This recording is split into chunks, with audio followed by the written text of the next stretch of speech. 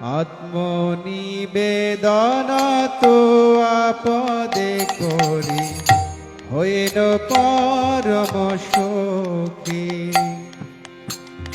আত্মনিবেদন তো আপদে করি হইল পরম সুখী। দুঃখ দূরে গেল চিন্তা না রহিল চৌদিকে আনন্দ দেখি। আত্মনিবেদন তো আপদে করি হইল পরম সুখী।